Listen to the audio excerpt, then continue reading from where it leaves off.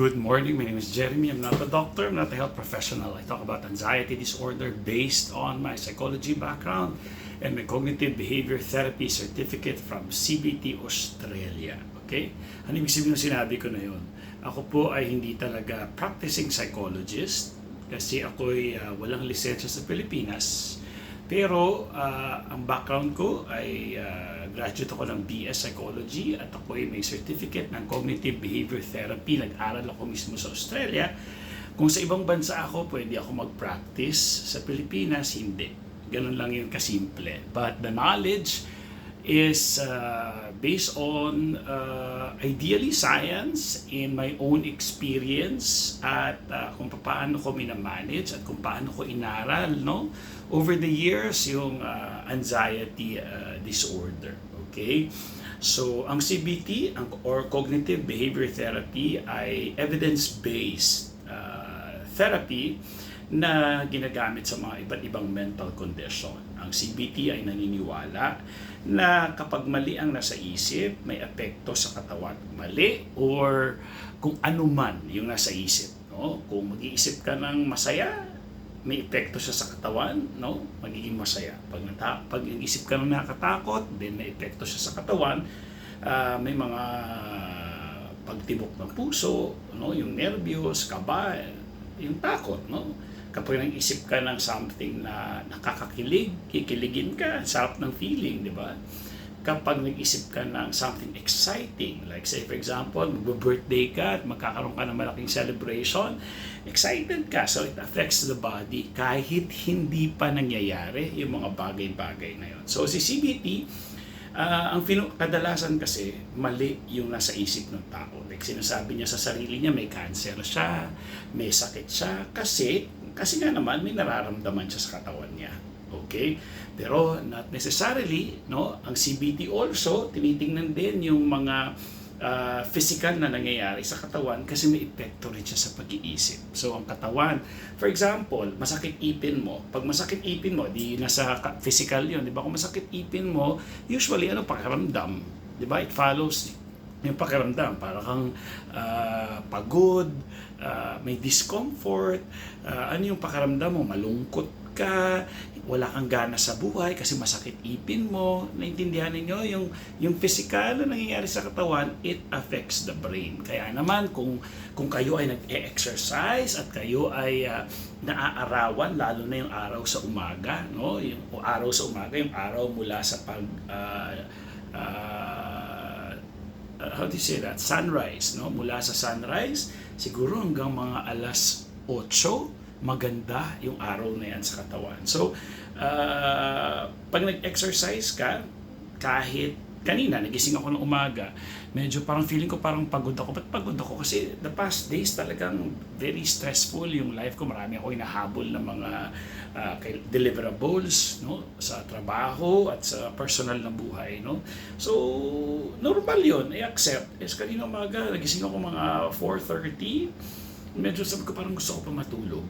Kasi yung katawan ko nga pagod. So yung utak ko tuloy, sabi niya gusto ko pa matulog. Pero ang ginawa ko, alam niyo, sabi ko, hindi. Kahit pagod yung katawan ko, tayo ako, bihis ako, ayan. Galing ako ngayon sa walking, no? Naka 7,000 steps ako today. Ngayong umaga, yun ang tinatarget ko. Kasi may science na sinasabi kapag 7,000 daw ang steps mo a day, ay mas malaki ang porsyento na malayo ka sa sakit. So that's what I do. Naniniwala kasi ako sa science, no? So importante pa nga dyan yung kailangan medyo tumibok talaga yung puso. Okay? Medyo tumibok yung puso. Yung iba kasi takot tumibok yung puso nila, no? But that's the goal.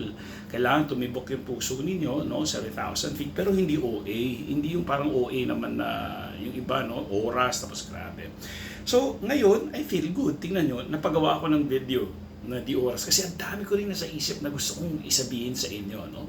So ang CBT, ang iniisip niyan yung utak na apektuhan yung katawan na apektuhan yung utak, gaya ng mga example ko sa inyo. Meron din yung feeling. Okay, feeling, for example, nag-away kayo ng asawa mo, pinagalitan ka ng magulang mo o ng boyfriend, girlfriend mo, nag-away kayo, or may nakita kang nakakalungkot na sitwasyon, halimbawa namatayan ka, no?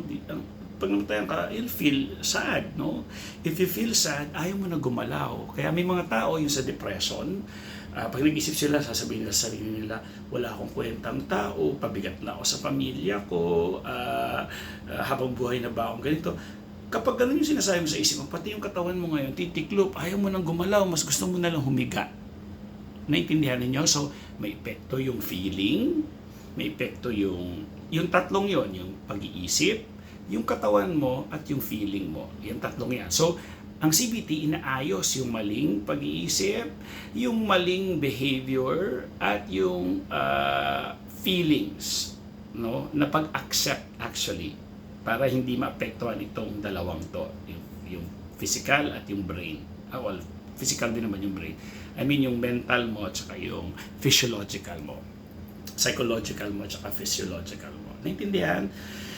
So, ito ngayon. Ang video na to will answer question about thoughts. No? Doon muna tayo kasi kadalasan sa may mga anxiety disorder, ang problema ng mga yan, or natin, no? Yung pag-iisip natin, yung sarili nating pag-iisip. Okay. Una, kailangan natin maintindihan, bakit ba tayo nag-iisip ng mga negative? Bakit ba tayo nagka-catastrophize? Kailangan, pag naintindihan ninyo yun, mas madali na magkaroon ng acceptance. Okay? Number one.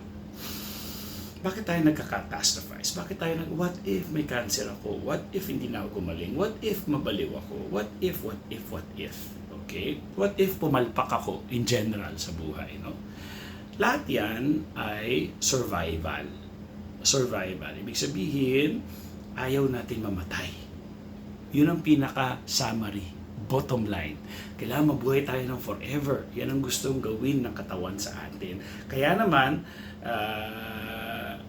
matatakot kang umakyat, matakot kang mag-bungee jumping kasi paano kung mapigtas yung tali, mamatay ka. So ikaw, ayoko, kaya katakot mag-bungee jumping kasi yung ideya na pag napigtas yan, aksidente, pwede ka mamatay. Okay.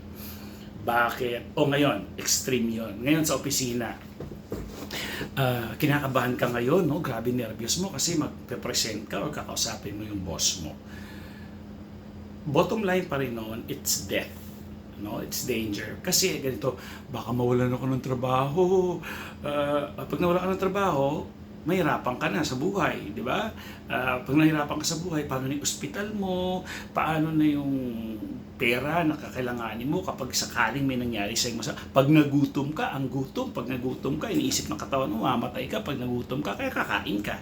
So napansin niyo, paligoy-ligoy pa yung buhay, pero ang bottom line yan, it's death. Na nag-iingat tayo. Gusto natin na preserve yung katawan natin, no? Yung ating existence. Gusto natin mabuhay habang buhay. Yan ang sinasabi ng katawan natin at ng utak natin. Kaya kung naiintindihan ninyo kapag, punta ka na sa ER. Kasi yung katawan mo sinasabi na mas magandang sigurado tayo kaysa sa mamatay ka. Basically, ganun lang yun. Naintindihan ninyo? So, bottom line, ang mga anxiety o yung mga negative thoughts, yung mga catastrophizing yung pinapalala. Yung masakit lang yung ulo, sinasabi mo kagad cancer na. Yung ganun, catastrophizing tawag doon. Okay? Halimbawa, yung anak mo, ginabi lang, ang catastrophizing nun, baka na-rape na yun, baka napatay yun sakali, baka kinidnap, yun ang catastrophizing. Para naiintindihan ninyo, yung pinapalala ninyo. So ngayon, sipin ninyo ano kaya ang pakiramdam ng taong nag-iisip na negative or catastrophizing? Di matakot. Ito ang problema. Ang utak natin, hindi niya ma-distinguish kung yung pag-iisip, ganito. Alam niyang iniisip niya lang, pero kapag naisip niya, it is as if totoo. So yung utak natin, kung ano yung finifeed mo, kala niya totoo na agad yun. Like say for example, mag-imagine ka ng mangga, yung maasim, na malaki, na malutong, na mabango yung pagkaasim niya. Imagine mo lang yun. Tapos meron masarap na bagoong. Sarap ng bago. Ngayon, babalatan mo yung mangga na yun. Habang binabalatan mo yung may pagganon na pagbalat, saka may pagganon nila. Sa Visayas, ang balat ng mangga pag ganun palabas. Pero sa mga norte, sa Luzon, papasok. Diba? So, ako pareho. So, ganyan. Mas madali yung papasok. Okay. So, nag-imagine ka. Tapos i-slice mo yun yung chunky, malalaki, tapos sasawsaw mo yun sa bagoong, hagatin mo, puputok na yun yung laway mo sa loob ng bibig mo. So imagine niyo, imagination pa lang yan. Pero napapansin niyo, bakit nangangasim yung katawan niyo? Wala namang mangga. So naintindihan? So lahat ng thoughts, it is as if nangyayari na ngayon pa lang kahit nasa isip pa. So naintindihan niyo? So ganun ka-powerful yung pag-iisip natin. Kaya yung mga halimbawa, yung mga chat group ninyo about anxiety, so makakarinig ka doon na, ako nga ganito na yan, may narinig ako, may namatay, may ganito. Wala ka pa doon. Hindi pa man nangyayari sa yun. At kadalasan 90+%, no? Sa 100 na pinag-iisipan mo, 1-2 pwede mangyari. 98 hindi. Sobrang mo, sayang yung buhay mo, doon samantalang ang laki ng porsyento na talagang hindi mangyayari yung mga bagay na kinakatakutan nyo. Sampulan ko kayo, yung kinakatakutan nyo mahimatay kayo, ilang taon na kayo natatakot dyan? Hinimatay ba kayo? Hindi, di ba? Yung ilang years yun ang kinakatakutan na mabaliw. Kasi yung baliw ninyo, yung term ninyo, yung taong naglalakad sa kalye, nagsasalita mag-isa, tumatawa mag-isa, umiiyak, naghahamon. Ilang years na kayo, bakit hindi pa kayo ganun? So, pero kung papansinin ninyo, araw-araw, yun yung kinakatakutan ninyo. May rason din yan kung bakit. Because nag-develop ka na ng neuroplasticity dyan. Nagkaroon ka na ng sample ng neuroplasticity, no? Ang pianista, ang batang nagpapiano, kung araw-araw siya nagpa-practice at 20 years na siya nagpa-practice or 20 years na siya nagpa-perform, sa tingin nyo ba kailangan pa niyang sa tuwing tutugtog siya, iisipin niya pa talaga kung saan niya pipindutin yung keyboard? Hindi na. Automatic na yun sa katawan niya. Gaya rin ng ginawa ninyong pagtakot sa katawan, pagtata. Yung ginawa ninyong takot na ginawa ninyong araw-araw, kahit hindi niyo pa isipin, naging parte na siya ng katawan ninyo. Gaya ng isang taong pianista. Pag upo, alam niya na din. Parang driving. Pag nagda-drive ka ng kotse, nung unang nagda-drive ka, paano ba to? Yung stick, yung cambio, yung manubela, yung gas, yung brake. Pero after a year or two, hindi nga a year or two, buwan lang siguro, confident ka na. Ngayon ba nag-iisip ka pa, kung kunyari sabihin natin 10 years ka nagda-drive, nag-iisip ka pa ba kung paano mo isa-start yung kotse, ano yung titingnan? Wala na, di ba? Automatic na siya, normal, nandun na siya sa brain. Intindihan? Okay. So, yun yung neuroplasticity. Yun din yung isa sa mga rason, no, kung bakit parang automatic na lang yung fear ninyo. Ngayon, meron kayong kapangyarihan na baguhin yon. Okay? May kapangyarihan kayong baguhin yon. Halimbawa, yung taong naninigarilyo for 20 years, nag-quit siya. Nung mga una, mga ilang buwan, grabe yung actually ang cravings kasi nasa mga 1 month, matindi pa yung cravings. Pero pag umabot na yun ng mga 6 months, no, to a year, hindi nag-anon yung cravings. Pero yung ideya na lang na naiwan sa utak mo, ang sarap manigarilyo, nandun pa. No? Ngayon, ang pagkakamali dyan, kapag nagyosi ka ng isa, manunumbalik lahat ng alaala ng sigarilyo. It is as if hindi ka tumigil. Kaya delikado yung susubukan mo pa yung sa sarili mo na, hindi, isa lang to, hindi na babalik. Delikado yon. Kasi merong memory sa brain natin na manunumbalik lahat. It is as if hindi ka nag-quit. So, yan ang mga iiwasan ninyo kasi definitely babalik at babalik kayo sa paninigarilyo. Okay? So, ngayon, ano ang punto dun sa neuroplasticity? Ang taong tumigil sa paninigarilyo, sabihin natin 6 months, for a year, hanggang sa ngayon, kung tumigil siya, hindi niya na naiisip yun sa araw-araw. Makalipas ang 6 months. Makakaisip na lang siya paminsan-minsan. Samantalang ang taong nag-yosi everyday, after 20 minutes, mag-crave na siya ulit, ay, kailangan ko ng nicotine, kailangan ko ng sigarilyo. So, habang nagsisigarilyo siya, After 20 minutes, maghahanap na naman siya. After 20, so ganun din yung parang ang ginagawa ng utak natin sa mga simptomas natin sa anxiety disorder. Dahil sinanay mo siya araw-araw, every time, kaya nga may sinasabi, bakit tuwing alas 2, alas 3, alas 4, alas 7, alas 8, alas 9, alas 10, nararamdaman ko yun. Kasi sinanay mo na yung katawan mo doon. Okay. Ngayon, para mawala yung pagkakasanay mo, anong gagawin mo? Gaya ng paninigarilyo, you quit. You quit. Paano yun? Di ba, ang paninigarilyo parang, hindi ako, gusto ko mag-yosi. Gusto ko mag-yosi. Ayan o, yung ganun, yung habit na yun. Now you quit, you stop it. Una, mahirap. Mahirap. Pero habang natututo yung katawan mo, nawawala na yung behavior, yung habit na yun, na naninigarilyo ka, yung mga ganyan-ganyan ka, at yung kung saan ka pumupuesto, saan ka umaalis ka na doon, nalilesin sa brain yun. So, anong ibig sabihin sa may mga taong symptoms? Halimbawa, kapag nakaramdam ka ng pagod, hindi ibig sabihin bumaba ang sugar mo. Or kapag tumibok ang puso mo, hindi ibig sabihin mataas ang blood pressure mo. So, yun yung mga kaalaman na kailangan unless kayo talaga ay hypertensive or talaga may diabetes kayo. No?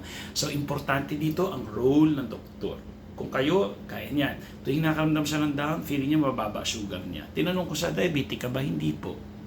Ay, hindi. So, bakit ngayon, tuwing pagod ka, or nakaramdam ka ng masama, feeling mo mababa sugar mo, paano mo nalalaman? Okay? Usually, problema ng mga taong diabetic yan.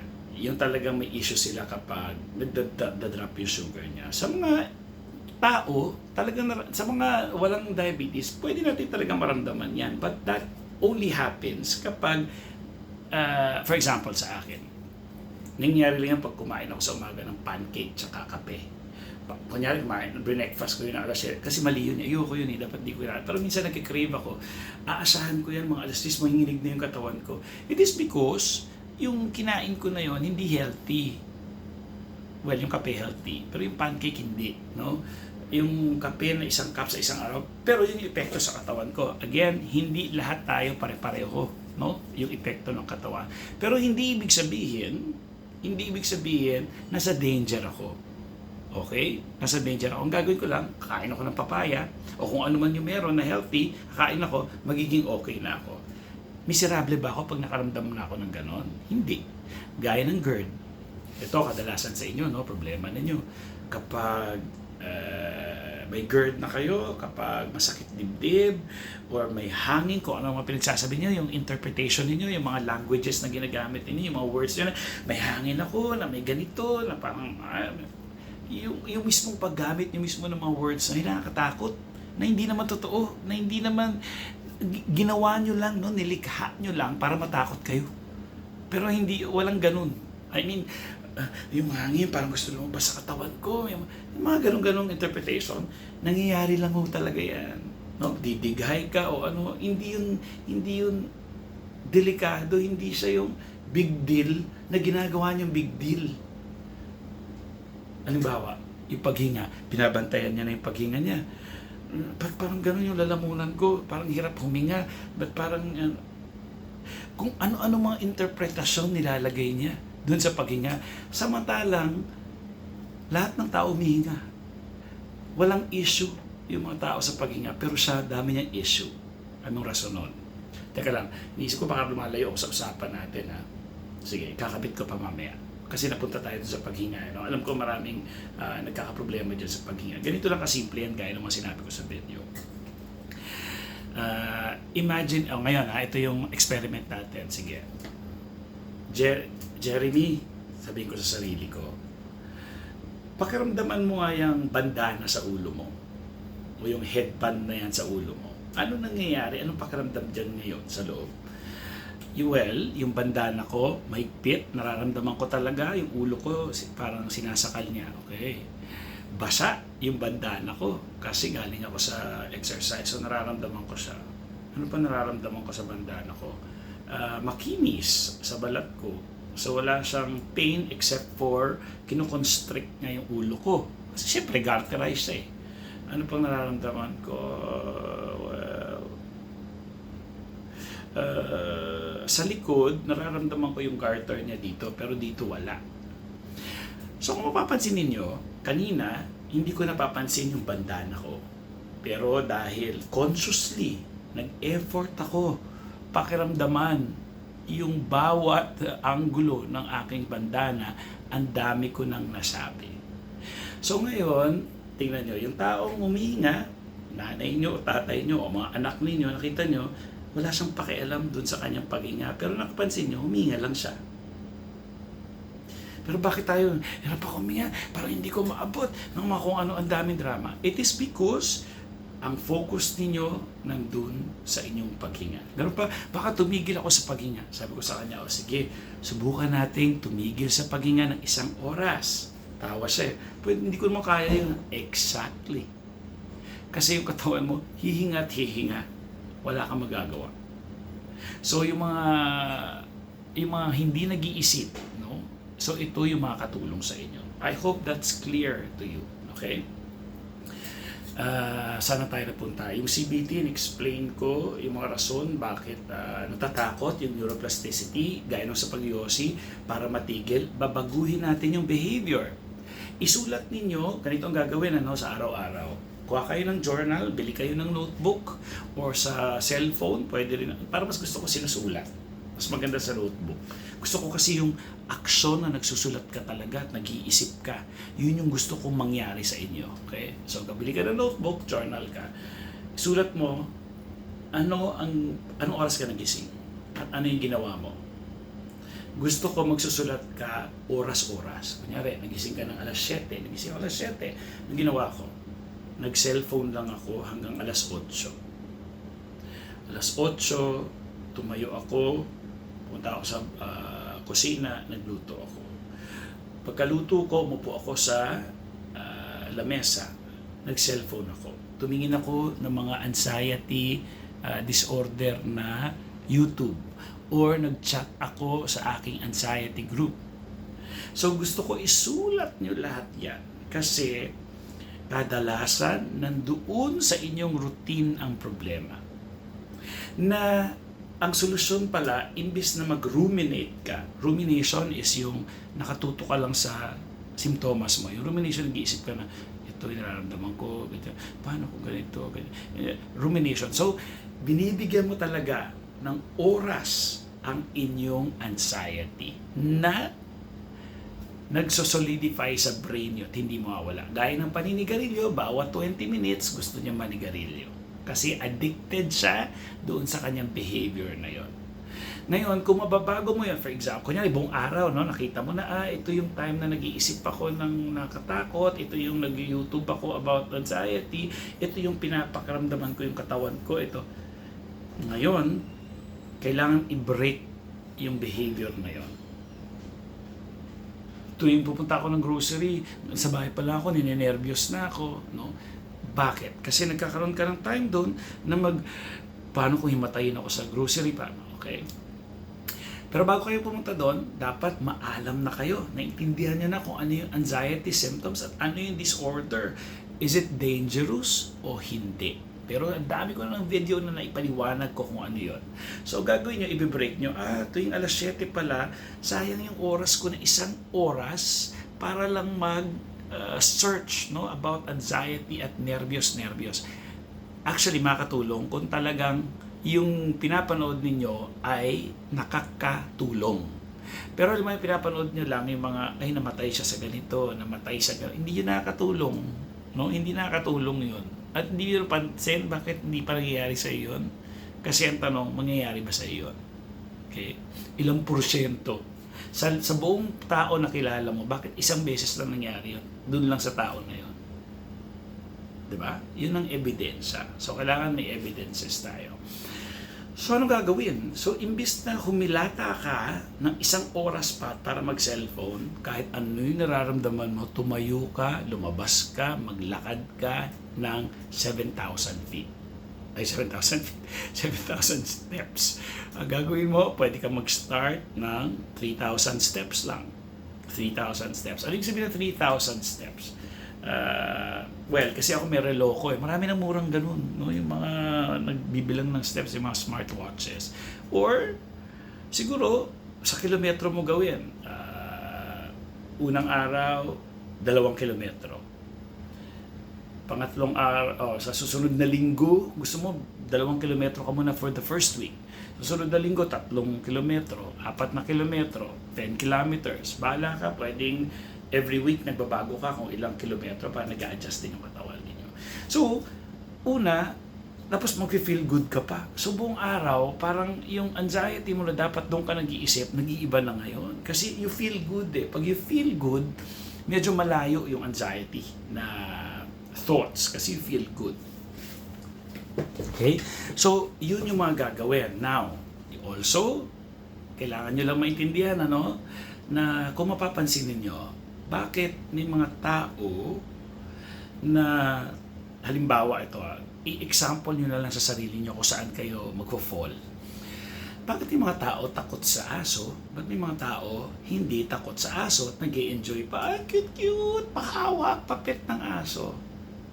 Pareho ng mga aso yun. O sabihin natin nga, kahit iisang aso yan, may Shih Tzu. May person A, person B. Si Juan at si Pedro. Si Juan, takot sa aso. Takot sa aso si Juan. Si Pedro, ay, ang cute, ang cute. Pero isang aso lang yung nandun. Ano sa tingin nyo ang problema doon ni Juan? Bakit siya takot? Maaring, doon sa experience niya, maaring ito yung sinasabi ko 4 na rason kung bakit ang tao takot. Walang kaalaman. Kulang sa kaalaman. Si Juan, pinag-uusapan natin na yung takot sa aso. Walang kaalaman, kulang sa kaalaman, mali ang kaalaman, hindi nag-iisip. Kadalasan yung hindi nag-iisip, talagang sa dulo yung nilalagay. Una, wala siyang kaalaman. Wala siyang kaalaman na ang Shih Tzu ay hindi naman talaga, or in general, ang mga aso kung hindi na, o mga hayop na, mga aso kung hindi naman threaten, hindi naman mahagat yan. Kahit ang ahas, pag may nasisense ng tao, lumalayo yan. Unless talagang habulin mo, nagkasalubong kayo, o kapapanganak lang. So, ang daming rason kung ano yung reason na pwede kang kagatin ng aso na yan. Naintindihan? In-invade nyo siya, for example. So, wala kang alam. So, kailangan mo magkaroon ng kaalaman na, ang aso pala mahagat lang kapag gutom, inasar ko, kapapanganak lang, may masakit na nararamdaman, nag-invade ako sa lugar niya, etc. etc. Kung nagkakaroon ka ng kaalaman, di nawawala yung takot. Itong Shih Tzu na to, malamang busog to, sige, lalaruin ko siya. Okay? Ngayon, kulang sa kaalaman. So, walang alam, kulang sa kaalaman. Ano ba pwede sa kulang sa kaalaman? For example, mag-iiba muna ako sa aso kasi pareho naman to eh. Halimbawa ako, alam ko yung blood pressure. Alam ko kung kailan ako matatakot at hindi. Ngayon yung tao, kadalasan, alam ng tao, pag mataas blood pressure mo, masama yun. Okay? So, ibig sabihin kulang yung kaalaman niya. Anong kulang sa kaalaman niya? Ang kulang sa kaalaman niya is that, ang blood pressure, normal na tumataas, bumababa buong araw. Depende sa ginagawa. Usually, sabi nung doktor ko, parang sumusunod din sa araw yan. Sa gabi, tingnan mo nagdidip na yung blood pressure kasi magpapahinga ka na. Pero habang tumataas, habang nagtatrabaho pa, kailangan mo magtrabaho, tumataas din, sumusunod siya. Okay? So, yun yung kulang sa kaalaman. Kung kulang, kunyari, tiningnan mo, naiihi ka, tiningnan mo yung BP mo, talagang mataas yun kasi naiihi ka eh. So, does that say you're in danger? No. Sabi sa akin ng cardio ko, nung mataas BP mo, anong ginagawa mo nun? Nasa presentation ako eh. Para akong pakaramdam ko, taas ng BP ko, etc. Kasi, kailangan mo mag-present. So, kailangan yung blood pressure mo pumunta sa brain mo. Kaya parang nahihilo ka o sumasakit ulo mo. Kasi nandun yung blood pressure. Kailangan niya mag-isip kasi yung present ka eh. So, normal yan. O pagkatapos, nung tinignan mo yung blood pressure mo, ilan na? Wala pang 120/80. Exactly. So, ngayon, nabuo yung kaalaman ko na wala na yung takot ko. Ganun pala yun. Hindi para porket mataas BP ko. So, kailangan matatakot sa BP. Kapag buong linggo, kahit nagpapahinga ka, wala kang kinakatakutan, neutral yung katawan mo, hindi ka gutom, hindi ka mainiinitan, normal talaga yung ideal way kung paano makuha yung BP. Relax state yung katawan mo pero mataas ang BP mo. Doon kailangan may maintenance na. Kailangan ba matakot? Hindi po. Kailangan lang ng maintenance, kailangan ng gamot. Naintindihan? So kapag buo yung kaalaman mo, nababawasan din yung takot mo. Hindi yung, kunyari, tinawa ka ng BP ngayon, mataas. Hindi ka na, alam mo, taas BP ko, mamatay ako. Hindi. Taas BP ko. Kasi, may problema ako, dapat ko iniisip, or mga ganun-ganun, or galing ako sa labas, nag-igib ako ng tubig. Ganun lang. Okay, ngayon, 1 week, ang taas talaga BP ko. Sige, punta ako sa doktor. Dok, may hypertension 1 ka. Ito, inumin mo, maintenance. Ito, inumin mo ka. Nito, ilan taon ka na ba? 70. 70 ka naman pala talaga, matataas na yung BP mo. Hindi ka naman yung doktor, inuman mo na ng gamot yan. Libre naman yan sa mga gobyerno. Pati ngayon sa sugar, libre. Alam niyo ba yon? Punta lang kayo, hanap kayo ha. Libre yung mga gamot sa blood pressure, sa diabetes. Libre maghanap kayo. Okay? Hanapin nyo lang. Huwag nyo na ako talawin ko saan, di ko alam. Basta hanapin nyo, alam po, libre. Kasi si mom ko, ilang years ako nagbabayad ng kanyang gamot, ang mahal-mahal. Tapos kayo pala, libre. No? Meron siya kinukuhanan ngayon sa probinsya. Okay. Tapos, so, walang kaalaman, kulang sa kaalaman, mali ang kaalaman. So, pwede rin mag-fall. Yun nga, sabi niya, feeling ko kasi pagod, feeling ko nag-drop yung sugar ko. So, porket ganun yung feeling mo, nag-drop agad yung sugar? Porket feeling mo, nininervyos ka, mataas BP mo? Ako, for so many years, ang taas ng BP, malamang kayo rin, taas ng nervyos ko, pagtingin ng BP ko, normal. O paano explain yun? So, hindi pwedeng, no? Ito yung maling kaalaman. Hindi pwedeng, porket naramdaman mo yon, mataas na BP mo or nag-drop yung sugar mo, not necessarily. Hindi po, maaring pagod ka lang talaga. Kaya kahapon, pagod na pagod ako. Sobrang pagod ako, parang gusto ko talaga matulog sa sobrang pagod. Mga alas 4 pa lang, pagod na pagod talaga ako. Sabi ko, may problema ko, parang pagod na pagod. Parang lupay-pay talaga. Ilang days na akong pagod talaga. Saka ang dami ko pinag-isip. Tapos nakatutok pa ako sa internet ko buong araw, may ginagawa akong project. So talagang pati yung mata ko, ganun lang siya. Ganun lang siya. So, anong problema doon? O ngayon, tinan niyo, buhay ako ngayon. Yung pa pala importante ha. Yung pag-journal nyo, importante na maisulat nyo yung worst na experience nyo, tapos balikan nyo ulit the following day. Ay, worst na yung nangyari sa akin, pero buhay naman ako ngayon. O nga, no? So, ibig sabihin, hindi totoo yung naramdaman kong pangit. Kasi buhay pa ako hanggang ngayon. Normal ako ngayon. So, hindi porket naramdaman ko yung pangit kahapon, delikado na ako. Hindi pala. Okay? And then last is hindi nag-iisip. So kailangan, ganito, bakit hindi nag-iisip? Ganito yung brain natin. Meron tayong amygdala at saka yung frontal cortex. Ang amygdala dyan nire-record lahat ng mga survival thoughts, whatever. Like say for example, nung bata ka, humawak ka ng takure or kettle, mainit, magre-record sa brain mo yun na hindi ka na pwede humawak basta-basta ng takure kasi mainit yun, delikado. So yung bata, pag takure, o kaya pag nakita ka ng ahas, hindi ka lolayo ka kasi ang ahas, delikado, so may learning ka. Automatic yun, amygdala. Now your frontal cortex, yung brain mo sa harap, siya mag-iisip na, ay tanga, hindi yan ahas, baging lang. So ngayon, although nandun pa rin yung nervyos, maya-maya, kakalma ka na. Kasi yung frontal cortex mo, sinabi niya na, tanga, hindi yan ahas, baging lang. Kala mo lang ahas, hindi yan ahas, baging. So yung nervyos na nanggaling sa amygdala, in-override ni frontal cortex. So yun yung kailangan nating mag-isip. Yan bang nararamdaman mo? Are you in danger or not? At bali sa experience mo, ilang beses ko naramdaman itong pangit na pakiramdam ko, nagpanik pa ako, nag-ER ako, pinauwi lang ako. So base dyan sa experience na yan, dapat masasabi mo, sasabihin sa frontal cortex mo na, ganyan din nangyari sa'yo kahapon, ganyan din nangyari sa'yo last week, so kumalma ka. Ngayon, nararamdaman ko pa rin yung nervyos. Yung nervyos, huhupa yan. Bakit nandyan? Kasi na-trigger mo yung adrenaline mo, o yung mga stress hormones mo, gaya ng mga cortisol and all. Okay? Gaya ng mga hormones din na nagpapasaya sa iyo, no? Mga dopamine, serotonin, mga ganun. May mga negative na, yung feeling na pangit. May mga hormones din na ganun. Like yung mga, although si adrenaline kasi, excitement, pwede sa kanya magaling. Okay? Okay? So, medyo mahaba na to. I hope nakatulong itong video na ito. Maraming salamat. Bye! Dapat diagnose ng doktor.